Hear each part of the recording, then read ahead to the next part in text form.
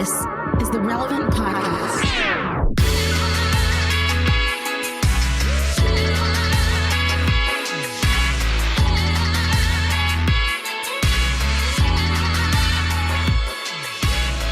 It's episode 967, and it's the Relevant Podcast. Here in Orlando, I'm your host, Cameron Strang, and joining me from Loverland, Virginia, is Jesse Carey. Hello, hello. From Austin, Texas, author, speaker, podcaster, Jamie Ivey. Hey, guys. And from Nashville, Tennessee, artist, producer, and mogul, Derek Miner. What up, dog? We have a great show in store for you today. Coming up later, DeVon Franklin joins us. We also have a very special What's Jesse Thinking at the end of the show. You don't want to miss it. But DeVon Franklin, man, this dude is making moves in Hollywood right now. And I'll say this. He seems very successful in his Hollywood pursuits. But if it didn't work out, he could go into sports coaching instantly and be the greatest coach in any sport, even if he has no knowledge of that sport, just because he's a very inspirational person. Like, he would make you want to go out there and just play as hard as you can. I met him one time, and I interviewed him at Catalyst, like backstage back in the day. I was in the room. I was in the corner. I could have run through walls after that interview. If you listen to Jesse's interview with DeVon Franklin, Jesse is so revved up. During the interview, he's going, yes, yeah, man, that's right. Ooh, yeah. Like, he's at church. Jesse was at church talking back to the preacher. DeVon Franklin was revving him up. It was motivational and inspirational rolled into one. I'm glad to see him on the pod. I'm glad to see him making Hollywood moves. But like I said, if he ever wanted to go into any sort of coaching, I think he'd be very successful in whatever his pursuits are. So, or he could just make an app. He could just make an app where he just does inspirational things, and you could have him in your ears every morning when you wake up. A big meeting or something. God has created you for this moment. There is nothing that you can't do today. He who is in you is greater than he who is in the world. Let's go, Jesse. Like, it's very personalized. Listen, I hope y'all have watched the Golden State versus the Memphis Grizzlies, because Ja Morant, I'm about to get a Ja Morant jersey, and because he is going crazy. Like, he has went crazy. That dude, he's phenomenal. But I'm sorry, I just had to proclaim my love, because I lived in Memphis for like 3 or 4 years. I love the city of Memphis. Like, Memphis has a special place in my heart. And I just had to proclaim my love for Ja Morant. He's doing crazy stuff down there. I'll say, even for people who aren't basketball fans, you know the Michael Scott quote where he talks about sometimes he starts talking and he doesn't know where the sentence is going, and he just hopes that the thought finds itself along the way. When David Wallace asked him what his secret to success is, he's like, don't ever, under any circumstances, ever do anything to anyone. And then Michael explains that I just start talking and hopefully I find myself. That's how Ja Morant played basketball, except he's running 100 miles an hour and he jumps in the air in front of 5 people, and he has no plan when he leaves his feet. It's like, I'm going to figure this out in midair, and I might do a 360 and dunk it, or I might do some weird around the back finger roll and fall flat on my back, but let's just see what happens. And he's been doing it the entire playoffs, and it is wildly entertaining basketball.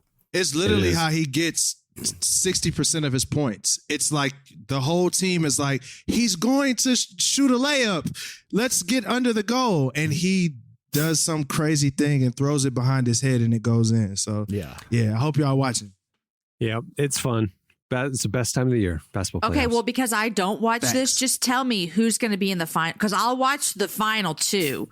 But I don't have time for all this mess. Who's going to be there? Y'all tell me. Who do you think? By this mess, you mean the playoffs. Yeah, I don't watch all the playoffs. I just watch the last 7 or whatever. Who's going to be there? Cameron, you're the basketball analyst. I don't know, man. It seems these are some really good games. I think it's anybody's guess, to be honest. I think it's wide open, which is why this is a really exciting playoffs, because everybody really does have a shot right now. I'm going to start watching. It's really interesting. Yeah. It's not like years past where it's like inevitable that LeBron's team would take on this. Nah, this is different. Wide open. It's fun. A new generation's coming up right now. It's fun to see. Yep. All right, we'll move the show along. Stay tuned. Up next, it's Slices. Never been hurt.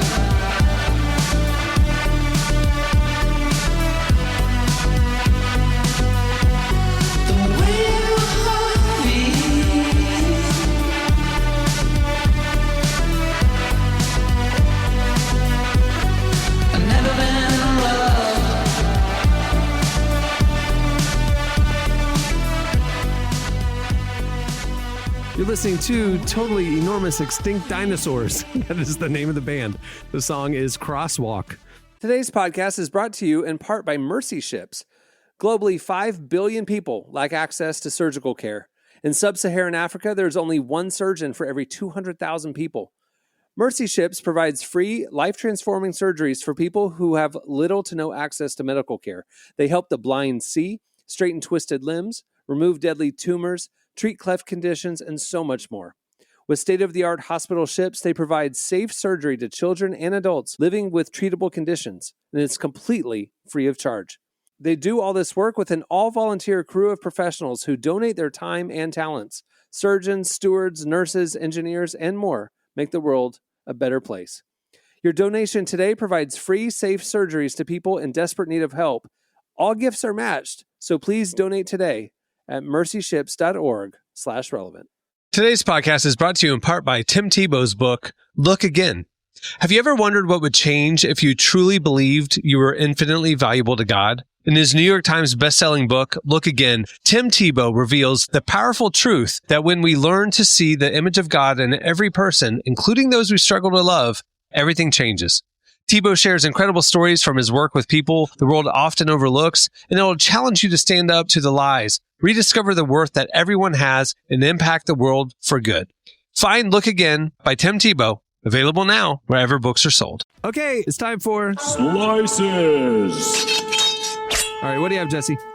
All right, so I ran across the story actually on a couple websites, and mostly science-related websites, and it just got me really questioning, has MIT... like I feel like largely regarded as one of the world's premier engineering and technology and science institutions. Have they just run out of things to study? And I've said this before, but I mean, we're coming out of a pandemic. We have like unidentified flying objects zipping around. There's a lot of stuff to unpack happening with science right now, right? Sure. Like we should be thinking about a lot of stuff. Well, I think for cancer, maybe, you know? Yeah. Exactly. There's diseases to be cured. Yeah. It would be great if COVID.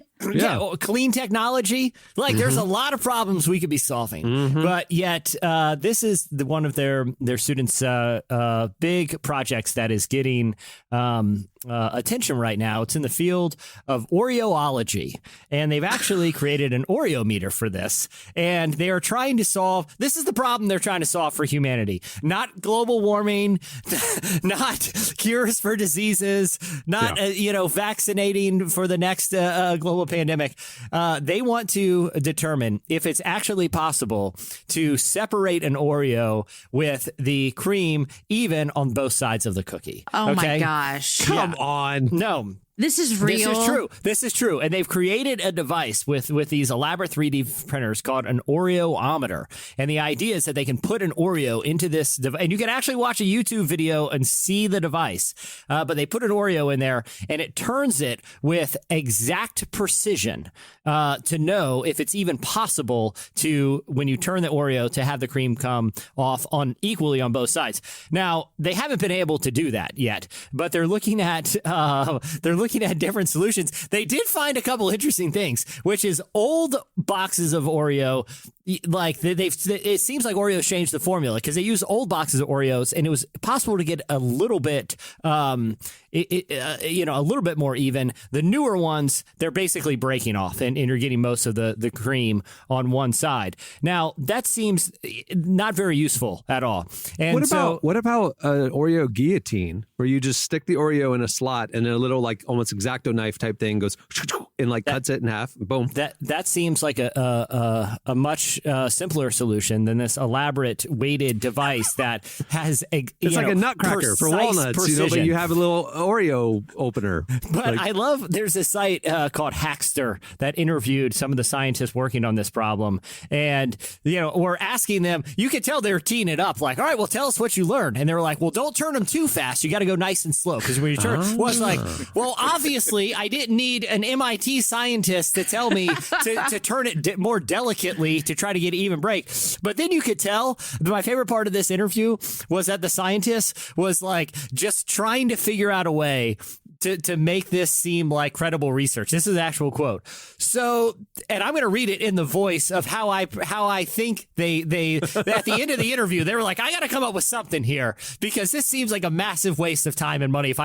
So this is the actual quote. I'm going to read it in the voice that I think the scientist actually spoke in. So this new understanding can help me better design ink when I'm trying to print flexible electronics from a slurry of carbon nanotubes because they deform in almost exactly the same way. Wow. So it's very useful. Like at that point, they're just string nanotubes. It'll help me understand nanotubes. I love that they're like scrambling at the end of the interview to justify their research. It doesn't matter. You're trying to break Oreos evenly. Don't try to justify it. We know you're just goofing there and you've got all this attention from science websites. But MIT, we got real problems here. Did it talk about any of their findings? Like, does the temperature of the cream matter? Like, the warmer it is, the looser it is, so therefore it's easier to break. If it's colder, it's more rigid. I mean, did they tell us anything? They said turn it slower and you're more. I'm like, well, of course. It's like you're telling me I shouldn't just rip right through it. I don't need like some highly gauged device designed by MIT engineers to tell me delicate's a little bit better than just manhandling a sleeve of Oreos to try. I need to get in on this science racket, y'all. I need to get in on some like I need to get in. Somebody needs to pay me to figure something out. Like, I don't know. They just need to bring a mom in who has several kids and she's trying to give them equal amount of Oreo. And she's going to be able to twist that thing so good that they each get a side with the adequate amount of filling inside of it. Exactly. Because when was the last time y'all had an Oreo? I don't eat Oreos, but 2 I know days ago. Jesse I had does. an Oreo last 2 days week. ago. 2 days ago. I had an Oreo last week. Yeah, the Oreos is fire. I had a feeling. I haven't had one in 20 years. But When you I say me and an Jamie, Oreo, you wouldn't mean like 9. It was 2 nights ago. Whenever Night Better Call Saul was on, I was snacking while I was watching. Oreos, y'all don't like Oreos? Do you open them up? No, I don't like them. Do you open them up, Jesse? No, I don't open them up. I go double stuff or mega stuff for one. Do you open them up, Derek? I dip them. Nah, I'm dipping and I'm eating it. I'm eating it straight. I'm not doing all that opening and stuff. Yeah. I don't do it. That's not how it was made. It was made the like a sandwich. You know what I'm saying? So I'm gonna eat that in joint the Oreo like commercials. like they have. I don't care what they doing in the commercials. That's not how whoever invented Oreos wanted it to be ate like a sandwich. And I'm gonna eat it like a sandwich. That's Which how means we this do whole it. scientific thing is dumb because we don't need it. Yeah. Who cares? Right. Exactly. We eating it like a Bob sandwich. Oreo designed this specifically to be consumed as a sandwich. As a sandwich. MIT, leave it alone. Leave it alone. Leave You it have to think alone. about the creator's intent. You Right. don't mess with the creator's intent. Come on, Quit MIT. putting raisins in the potato salad. That's what y'all doing. Quit putting raisins in the potato salad. It was meant to be made like a sandwich. We gonna dunk it. You dunk, let it get a little soggy, and then you eat it. That's how you do it. Thank you. That's my whole point. Who's funding this research? Okay. MIT costs a fortune to go to. This is what they've run out of stuff. They have just run out up there.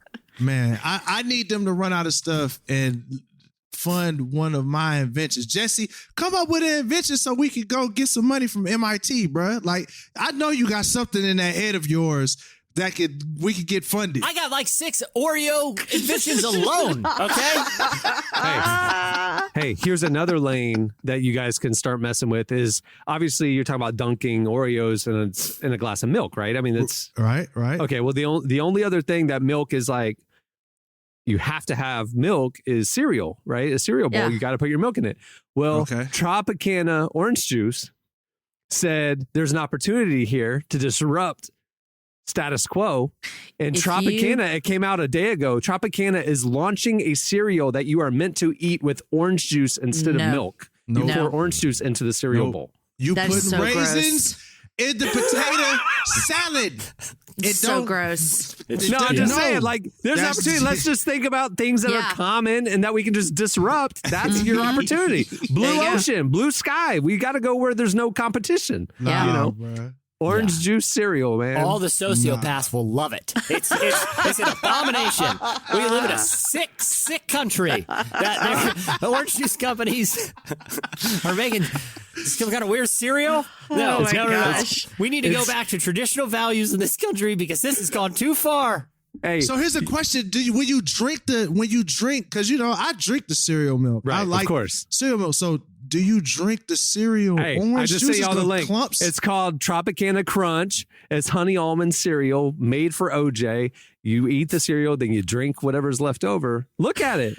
Oh, I see it. Yeah. Yeah. It's a real thing. Ain't no It's a way, real thing. man. Yeah. Stop doing this. Here's Why the y'all problem. doing When this? we Americans travel to other countries, they always talk about the crazy things that we do. And now they're going to be like, and you guys now eat cereal with your orange juice. What is wrong with you guys? You know that metallic thing? Like, if you ever had cereal and it's like you have drinking out of a metal cup or something like that, or a water bottle that's metal, it just doesn't taste right. Yeah. You eat Right, cereal with a metal spoon. Like, you're just putting that metal Gosh. orange juice metallic. Acidic. Yeah. Ugh. No thanks. I'm good. I'm a All pass. right. All right. What do you have, pass. Jamie? Okay, another research study. Here we go. So here in Yay.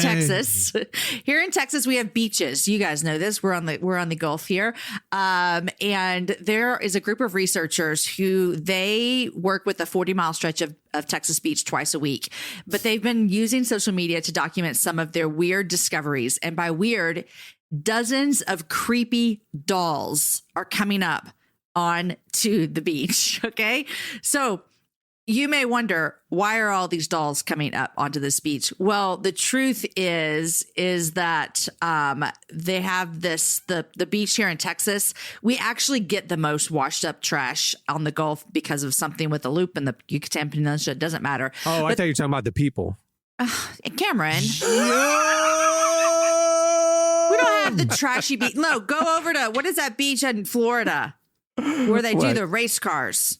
Daytona? Daytona No. Beach? Hey, listen. Panama City. Oh, yeah, man. Panama look. City, the Redneck Riviera. Yeah. The last time, the one and only time I went to the beach there, Where'd you go?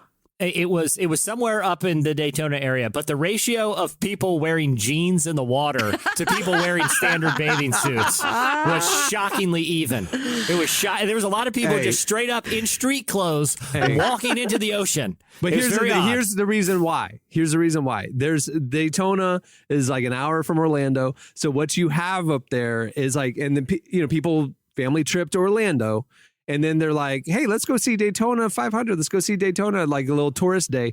They're here for tourism. They weren't doing a beach day. So the family spontaneously decides to get out, see the ocean. They're in their normal clothes, and then one thing leads to another. No, I've been on a spontaneous beach trip where I didn't plan on going to the beach, and I did not get in the water because I did not have a swimsuit on. And so that is not a good excuse for these people in their jeans. Yeah, but you're not a dad. A dad's going to be like, I can just, my jeans, Play take with the the shirt kids. off. I'm good. I'm a dad.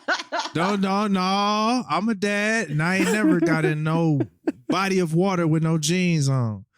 So, It's like, so I found this. I've gone to beaches up and down the East Coast. Yeah. If you go far enough down in Florida, you get people with jeans on the beach. You go far enough up to New Jersey, you got women with stiletto heels on the beach. That's the spectrum, okay?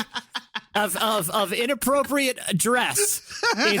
The more northern you go, it gets way too dressy for the beach, and the more southern, it gets way too casual. That's what I all the way down when you get to the bottom of Florida, And they don't it's have a bunch anything of on. naked old people. Yeah, exactly right. I think my theory holds up here. Yeah, it's actually true. It's Okay, interesting. so they've just been finding a lot of creepy dolls. I think this is kind of crazy. They post them on Facebook, and they said the creepiest ones are the ones that have lost all their hair. I mean, there's pictures on here, and they look like you would find this.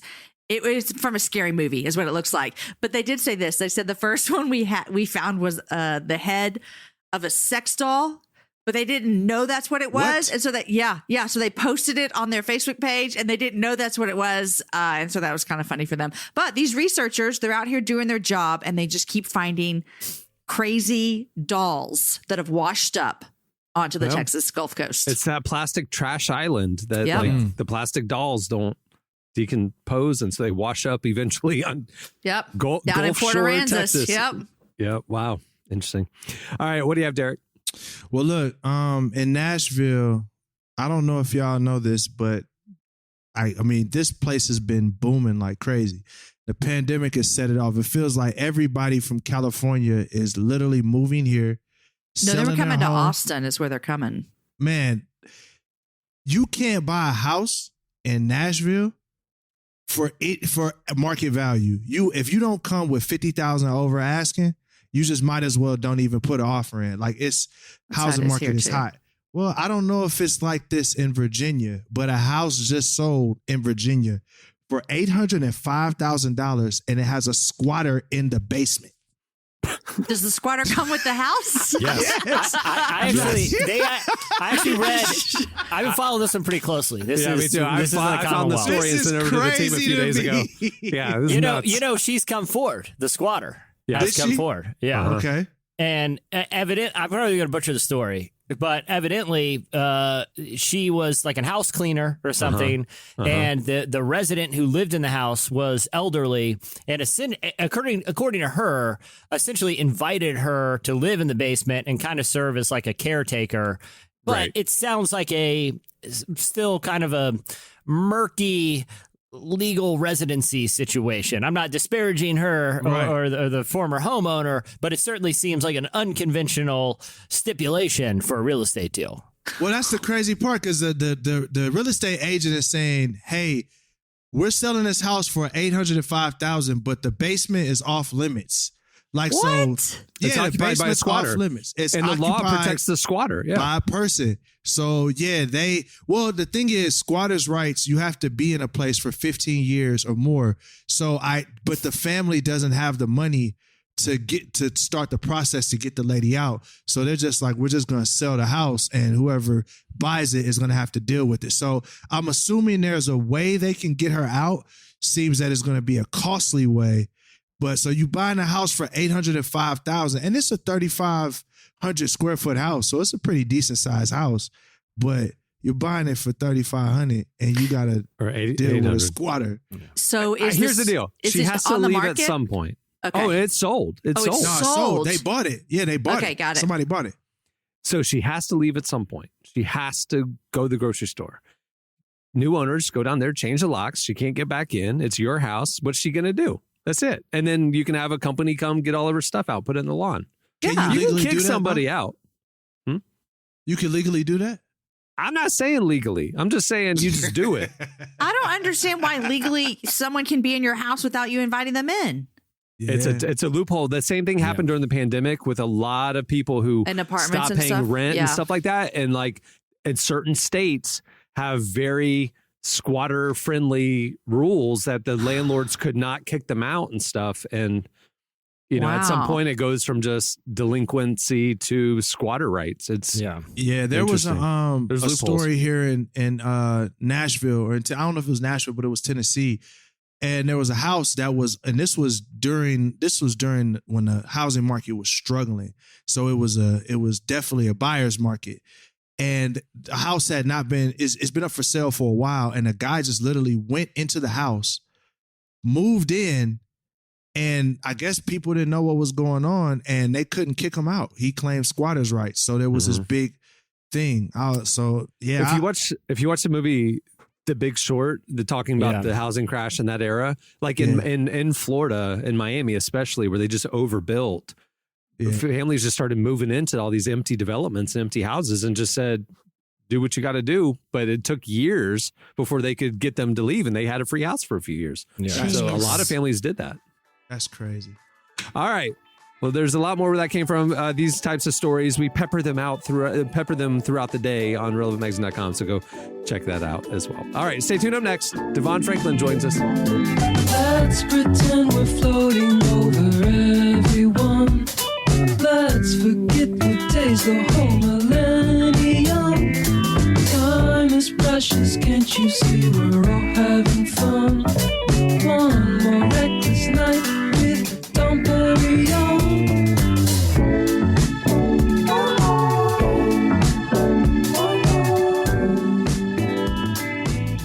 You're listening to Toro y Moi in the Matson 2. The song is Millennium. Today's podcast is brought to you in part by John Mark Comer's book, Garden City, a book that speaks to the tension we all feel between work, rest, and purpose. The New York Times bestselling author John Mark Comer takes us to the scriptures to identify what it really means to be human and flips the script on the idea that who you are matters, not what you do. He shows that God created us for meaningful work and meaningful rest. Both matter. This book helps you ask and answer the big questions. Does God care where I work? Is there a direction for my life? So you can discern God's heart for your calling, your rhythms, and the way His Spirit wants to shape every part of your life. If you're longing for purpose and a more grounded way to live, check out the new hardcover edition of Garden City wherever books are sold. Well, today's show is brought to you in part by the new book, God, the Science, the Evidence. We talk a lot about faith, but how often do we talk about science in the same breath? You might be surprised to discover just how deeply the two actually agree. For centuries, science has been used to dismiss the idea of God, but today an intellectual revolution is underway. Modern discoveries in physics, cosmology, and biology are consistently revealing the same truth: creation isn't an accident. That profound reversal is what engineers Michel-Yves Bolloré and Olivier Bonassi investigate in their international bestseller, God, the Science, the Evidence. This book is a rigorous, evidence-based critique of materialism, inviting you to explore over a dozen scientific, philosophical, and historical domains. It shows that what was once seemed impossible, that science could point to a creator, is now supported by a vast and convergent body of evidence. With over 400,000 copies sold in Europe, this book is sparking a global debate. It's thoughtful, fascinating, and a powerful reminder that reason itself affirms the existence of God. Learn more and find out where you can purchase your copy today by visiting godthesciencetheevidence.com. Today's podcast is brought to you in part by Erwin McManus's book, The Barbarian Way. Some books don't just inspire you, they confront you. The Barbarian Way, now celebrating its 20th anniversary, is one of those books. If you felt the pull of God towards something deeper and wilder than the safe, predictable version of faith that we settle for, McManus reminds us that following Jesus was never meant to be tame. It's meant to awaken courage, passion, and purpose God placed inside us. He draws from the wild stories of Abel, Noah, Moses, Rahab, and others to remind us that following God wasn't meant to be tame. Safe faith isn't working. Step into the story God is writing for you. Choose passion, choose boldness, choose the Barbarian Way. Available now wherever books are sold. Well, our guest today is DeVon Franklin. He's a speaker, author, producer of films like Miracles from Heaven and Heaven is for Real. He recently released his new book, It Takes a Woman, which is a personal memoir and an ode to his mother and aunts who raised him. DeVon sat down with our very own Tyler Huckabee to discuss how his life has changed in recent years and what his next move is. Here's our conversation with DeVon Franklin.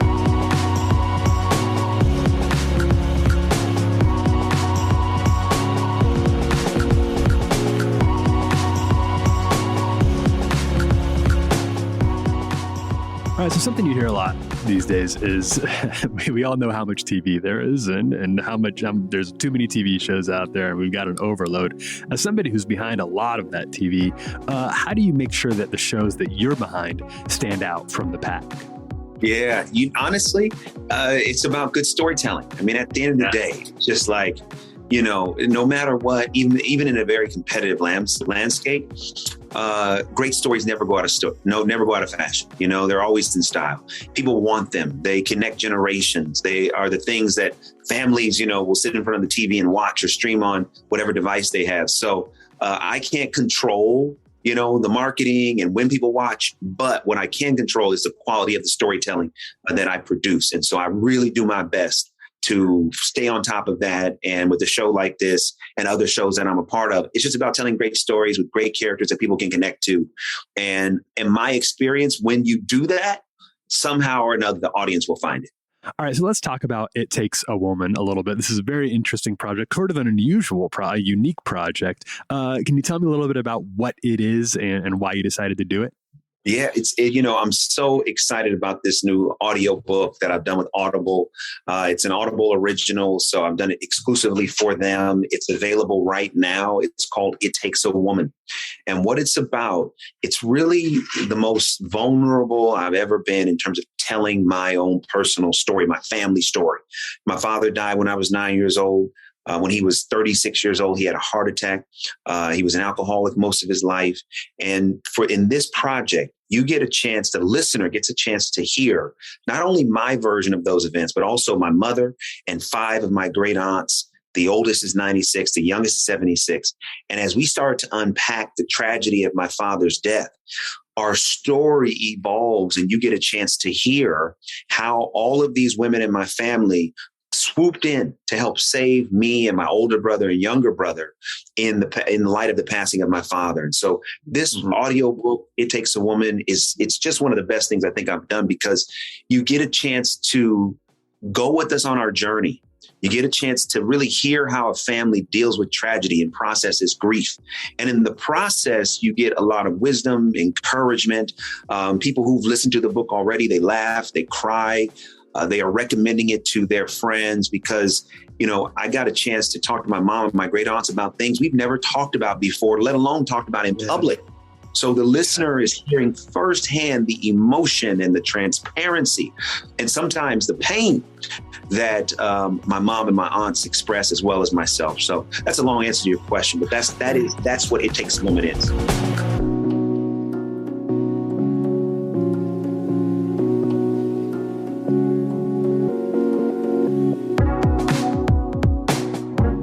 One of the tricky things when telling stories from your own life is knowing what to leave in and what to take out and how to sort of find a narrative that makes sense.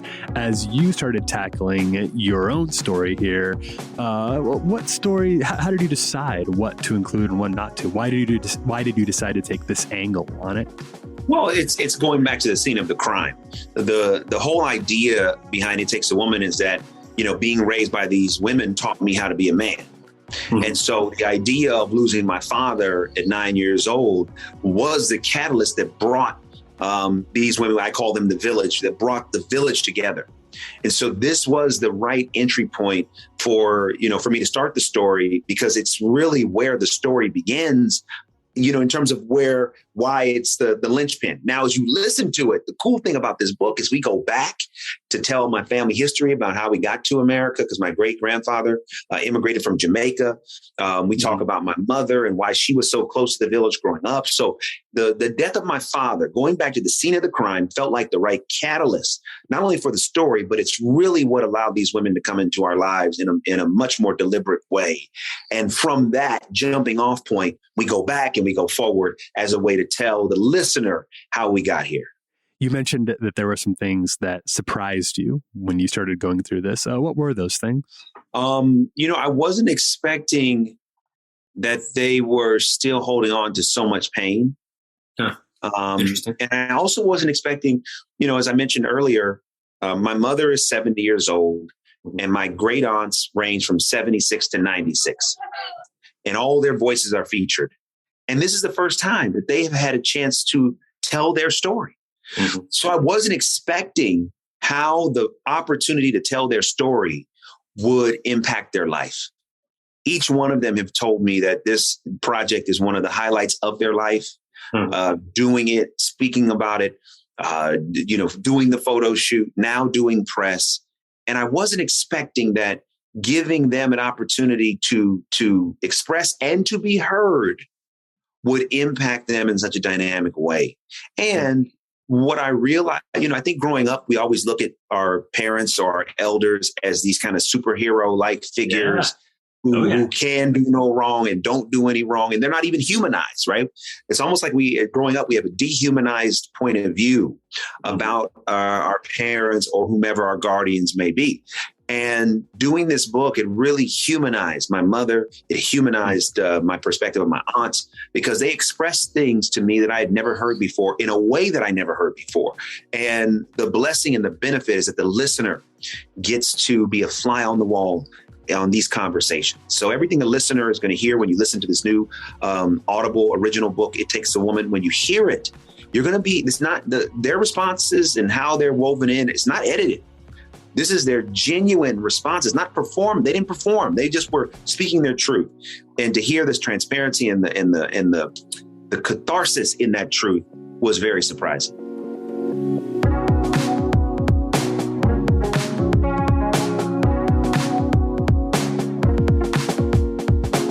This listening to this, I'm kind of like, well, that sounds like a really interesting project. And I might want to do it just for myself, even though Audible isn't, obviously asking me to do anything like this. I think it'd be a good thing for all of us, those of us who can, to dig into our parents' stories a little bit more. Do you have any advice, having done it, for those of us who'd like to try to get to know our own parents and the people who raised us a little bit better? You know what? I would just say in the world of, smartphones, take out your phone, open up a voice note and start asking questions. One of the things that dawned on me through this process is this: throughout the course of our life, how many family gatherings do we have? More than we can count. and what do we usually have to show for those gatherings? Memories of, getting together. We don't even remember what we ate. Don't even remember the games we played. Don't even remember what games we watched. But we say, oh, yeah, we spent time. But what did we spend the time doing? Here's my point. If you owned a home and in your backyard, there was oil underneath the surface, but you never drilled for it, people would call you crazy. Mm-hmm. Why? Because you had all this wealth that you never went searching for. To me, being with our family and being with our elders and those who come before us and not asking questions about how they got there, not seeking answers about our family, is the equivalent of having that oil in the backyard, but not drilling for it. So I would encourage anyone, the next time you're together with your family, yes, I'm not saying you shouldn't have fun, but take a few minutes. Sit down with your aunt, your uncle, your grandmother, your grandfather. Say, hey, talk to me about this. Tell me your story. How did you get here? Why do we do this? You would be shocked at how much they have to say. And a lot of times they don't always say it because they don't know that someone wants to hear it. And two, they may not even realize that there's a lot to say until they're asked the question. So I would really encourage you and anyone else, just start. Because you're going to learn so much more about yourself. You're going to learn about your family. And also, you're going to get glimpses into where your future could go based upon where you come from in your history.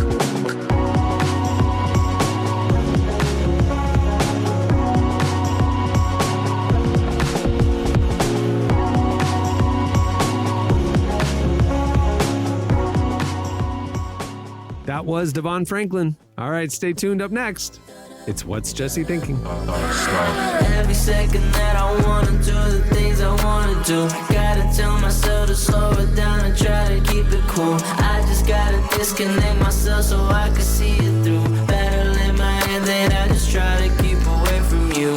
Every second that I want to do the things I want to do, gotta tell myself to slow it down. You're listening to Cucko? C-U-C-O. I don't know. How do you say that? Cucko? The song is Caution. Okay, it's time for... What's Jesse thinking? Huh? Jesse, we missed you last week, and I just thought you're laying in bed sick. Yep. You're thinking about a lot of stuff. Oh, my mind's racing. Okay.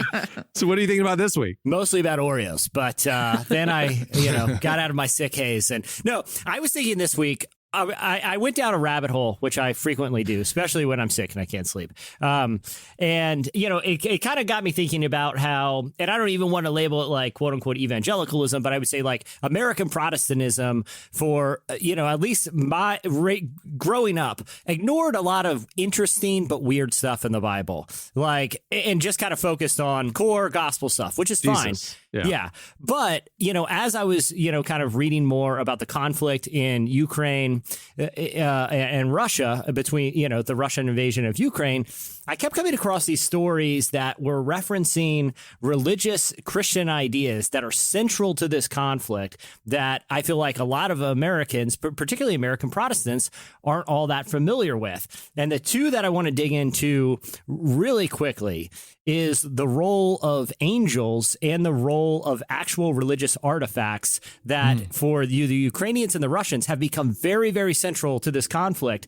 But for a lot of even devoted Christians in America, neither of those topics were really discussed all that much in church. Now, the first one I want to talk about is the role of religious objects in warfare throughout Christian history and even the Bible, because you guys heard about the ship that became very famous. It's called the Moskva. It was a Russian warship that pulled up to this small island during the initial days of the invasion, and it was called Snake Island, and demanded that the Ukrainian soldiers on that island surrender. And that's the famous kind of quote where the Ukrainian soldier said, "Ukrainian vessel, go bleep yourself," or whatever.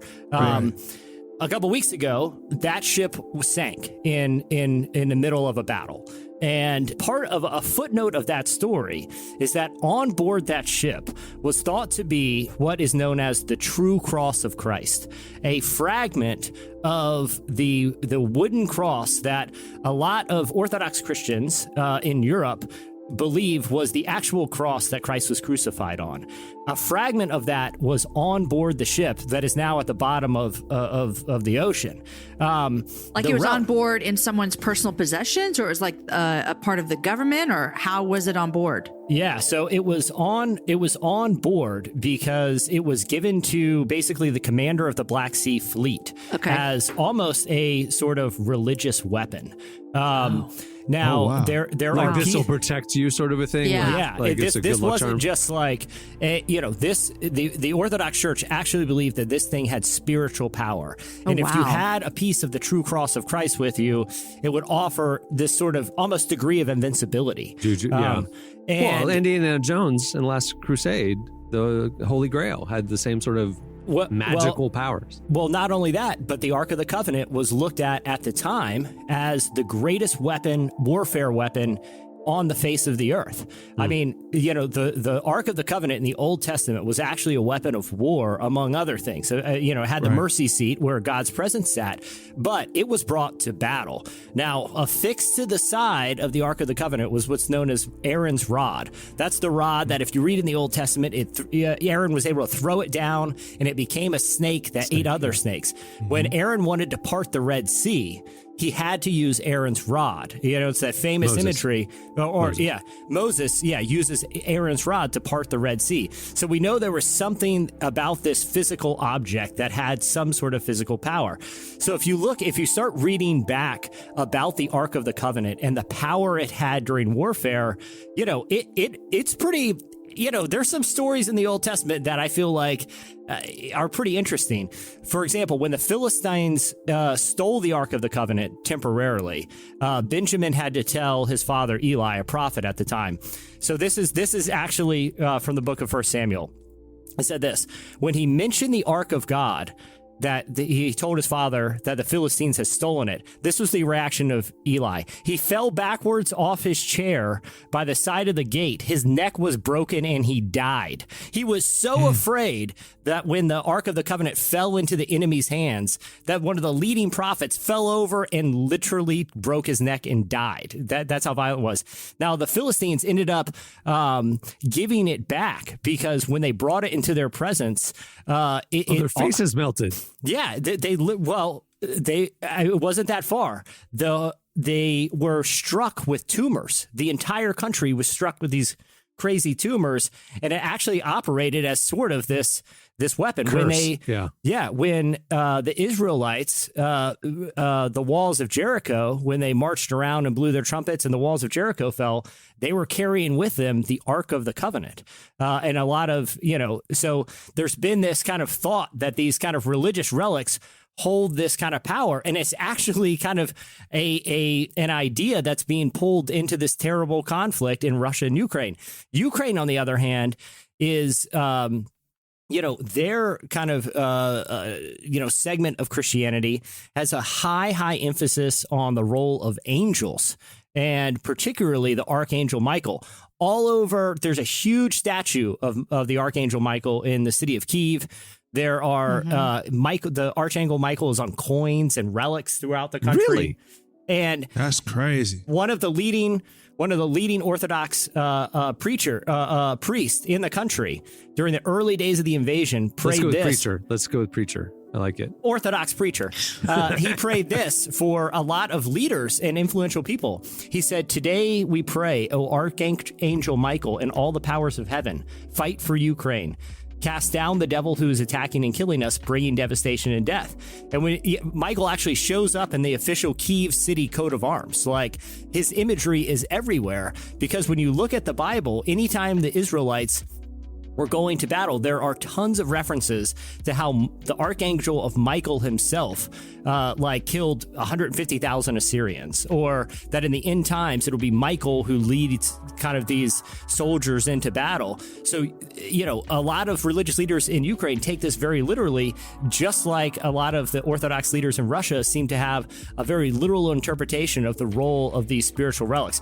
I found obviously, I don't want to diminish the tragedy. I have a question about the Michael thing. Yeah. So I, as an adult, learned that the biblical angels, like the way that they're described in the Bible, are basically these beasts covered in a million eyeballs, and they're terrifying to look at. And that's why when they appear to the shepherds, it's like, don't be afraid, because they're so freaky and so crazy. They're not like these human-like figures that just float in the sky.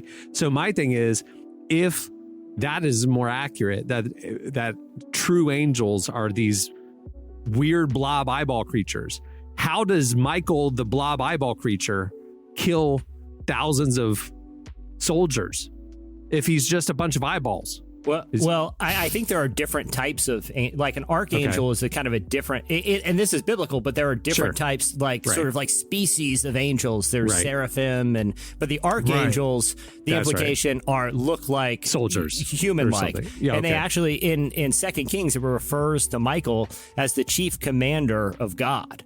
And so Ukraine kind of interprets this very literally, to the point where their priests are, and again, I don't want to dig too much into the theology of it, praying directly to Michael for help, while Russia is putting fragments of what they believe is the actual cross of Christ in battleships. Like, I feel like these are really interesting topics, but I do feel like in Western Protestantism particularly, it's ignored because it seems so weird. But this kind of stuff is littered throughout the Bible. It's just kind of our modern emphasis doesn't really provide us with much opportunity to unpack it, but it's playing an increasingly central role in the battle between Ukraine and Russia right now. One of the things that stood out to me early in the conflict that shocked me, and we reported this, was there was this big in Russia. There was a big rally that Putin was at. Football, football stadium, tens of thousands of people were there. And it was like essentially a MAGA rally, like it was like very much patriotism and rev people up and whatever. But what Putin said was talking about how they are, basically engaging this conflict with Ukraine because it's God's will for our Christian nation. And he was evoking scripture, and he was evoking all this religious purpose to the conflict, which shocked me because in my understanding, communism is like communist China and it's not religious at all. But apparently in Russia, this Orthodox Christianity is very much ingrained in the political structure and stuff there, which, again, as a naive American, I didn't know that. So it's becoming like a religious war of different factions of Christian nationalism over there. It's just interesting. And like I said, it is sort of hard for a lot of Western Christians to relate to because, even through the Crusades, religious relics were part of battle. Like they believed that whoever possessed the most holy kind of relics or symbols of God would lead them in battle, just like they did for the Israelites. There's a reason the Ark of the Covenant they brought to battle, because they saw it as sort of this like the spiritual but also physical weapon. Yeah. And it had this mysterious rod that had this power that I'm just saying, like, again, there's a lot to unpack there, but it's just not something that's seems like it's frequently discussed in kind of the modern American church. Well, I think it's because the modern American church relies so much on the New Covenant and the New Testament and whatever, that is like, well, God didn't need to, we don't need to sacrifice to get his approval. He doesn't live in the ark anymore. The veil was torn, separating God from man. And so now we have direct access to the Father. So like, I think we just kind of like say, well, those are neat little stories. That's how the old version of people interacted with God. But through Jesus, we have a totally different, approach to spirituality now. You know what I mean? Like, I think that's probably why that we don't study the old way as much as we study the new way. I don't know. And I certainly think there's validity to that approach, but I also think ignoring a huge chunk of the, kind of spiritual context of the Bible, or at least under, maybe not completely ignoring, but not really unpacking it like other kind of segments of modern Christian denominations do globally, I feel like limits our understanding of at least how to relate to that type of believer. Even if we don't necessarily see the same sort of value in emphasizing those stories, if other Christians do, I think there's value in understanding at least their perspective, because when a conflict like this breaks out and religion, particularly Christianity, plays such a central role, it kind of feels like we're all playing catch up, Well, I think I honestly feel like that's a big issue with us in the West, as far as understanding what the scriptures are actually saying. Because if you just throw out all of the Old Testament spirituality, it's really hard to understand what's being communicated in the New Testament, because that is the foundation of the New Testament. Like Christ came to his conclusions with the Old Testament. Weird spirituality stuff to us and all. That's how he came to his conclusion. There was no New Testament. He wasn't reading Paul. Paul was reading the prophets. Yeshua was reading the prophets and the Torah. So I feel like, to be honest, I feel like that's one of the things that cripples American Christianity and understanding the culture and having an even deeper revelation to the scriptures, because that scares us, because a lot of us don't like that because it makes us uncomfy. It feels superstitious in a sense. But that's what the patriarchs of the scriptures believe. So I think at minimum, we should at least know what they meant when they were talking about angels and all of those different things for at minimum apologetics reasons, right? Interesting. My 2 cents. I mean, the Old Testament experience of God, the whole fear and trembling thing. I mean, think about the temple, like the Holy of Holies, only blameless, certain level of, religious leader could even enter the Holy of Holies to commune with God. And they had to tie a rope around their ankle because God would strike them dead if they were not clean. And they had to pull the body out. And it's like, so when the Bible talks about fear and, and coming to the Lord with fear and trembling, I mean, it's like it was a real thing. Like you're stepping into the temple going, I don't know if I'm going to make it out, Yeah. And it's like to then understand like you were saying, Derek, to understand New Testament, like when Jesus talked about this, to understand the context of what he was even counter narrating, if anything else, saying like, this is the new way, not the old way, but to not know where we came from and what this was based on. Well, even when you say this is the new way, it's not. God is doing a totally different thing than what was happening in the Old Testament. He's talking about, he's like, this is how the Most High intended for us to follow the scriptures. But, over time, after being conquered and then, Israel being reestablished and conquered and reestablished, those ways were lost. And what Yeshua did was follow the law and be an example to show us how to actually follow what it was meant to be intended for in the first place. At least that's where I've landed on it. It's like, it's not that the Father was saying one thing and Jesus is saying something totally opposite and they're not together. It's like, let me show y'all how to actually follow the law, right? Don't take the Sabbath and use it as a weight around the neck of the people.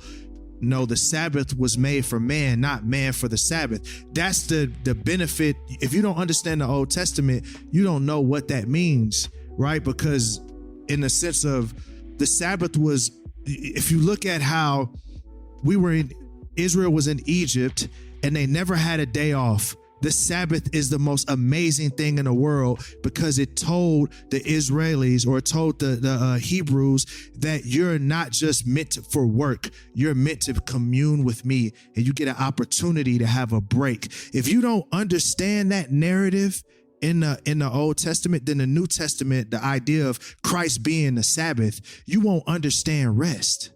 Like we have a deeper understanding of the New Testament when we dive into the Old Testament as much as we dive into the New. That's my perspective. At least that's what my experience has been, you know.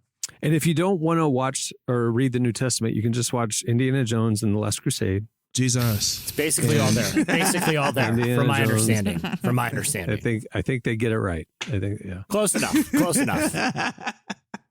I just keep going back, Jesse, to why they didn't grab the piece of the cross. Like was it in someone's pocket? Was it in a book? It was actually. Was it in a drawer? It was actually. It was welded into a metal cross, so a splinter of it was melded. And to be fair, they don't know. I mean, it seems like the sinking of that vessel. The circumstances are murky, no pun intended there. But right now, Ukraine claims they kind of hit it with like an anti-battleship drone device. Russia claims it was bad weather. We're not even sure how many people made it off the boat, how many people drowned. I see. But there is a degree of uncertainty about what happened to this splinter of what they call the true cross. Who knows if it is attached to it in any way? But it's very unclear what happened to it. But it is thought of as an extremely precious artifact, which is why there seemed to be some degree of urgency of putting it onto this battleship before it embarks in what one side seems to believe is some sort of holy war. 2,000 years later, there ain't no wood. I mean, that thing rotted. Come on. I've been to Israel enough to know that nobody knows exactly where the tomb was. There's a couple of different theories. Nobody knows exactly. It still makes for a really good story. This was evidently discovered by the Roman Emperor Constantine's mother, Empress Helena, in 1100. I mean, but again, who knows? But all I'm saying is it's an interesting kind of Christian footnote to a very tragic, conflict. But I do think, it isn't irrelevant to try to understand deeply held beliefs of other Christian denominations, especially if those denominations go to war with each other. Agreed. That's a fact. Wonder what DeVon Franklin has to say about that. Bring him up. Bring him up. He who is in you is greater than he who's in the world. Go out now. Yeah. All right. Okay. Well, that'll do it for. What's Jesse thinking? Huh? Well, before we wrap things up, I want to thank DeVon Franklin for joining us today. Also, a few little updates. I mentioned Relevant Plus at the beginning of the show. Go find out more at relevantmagazine.com. It's our, premium subscription tier, ad-free everything, enhanced everything. This podcast ad-free, released early. There's a lot of benefits. Go check out all the details and sign up at relevantmagazine.com. Just click on the Relevant Plus tab. Also, make sure you check out the spring digital issue of Relevant featuring Ryan Reynolds, Bob Goff, Shauna Niequist, some great artists, great influencers, great thinkers. Channing Tatum's in there. It's a great lineup. You can read the ad-supported version for free at relevantmagazine.com, or you can get the ad-free enhanced experience by subscribing to Relevant Plus. Also, make sure at the site to check out our weekday devotional series, Deeper Walk. It's presented by Lumo. There's a morning devotional email you can get, or you can check it under the Faith section on our website. Each weekday, it is a great way to start your day. Also, if you like this show, tell people. You can rate us and review us on Apple Podcasts, Spotify, or wherever you hear us. And don't forget to check out relevantmagazine.com. We have some job openings, and we're looking for some great people. All the details are there. Okay, on that note, we'll wrap it up. I'm Cameron Strang. I'm Jesse Gary. I'm Jamie Ivey. I'm Derek Miner. We'll see you next time. Have a great week, everyone.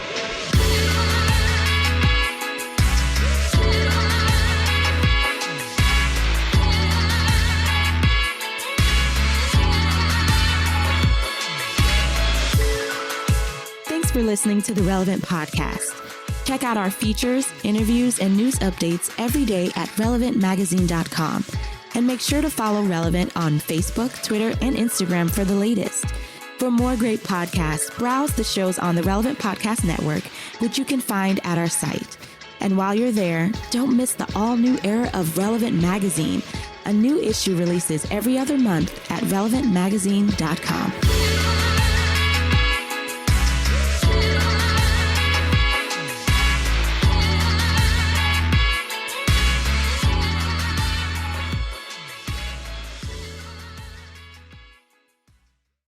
I got like 6 Oreo inventions alone, okay? Relevant Podcast Network.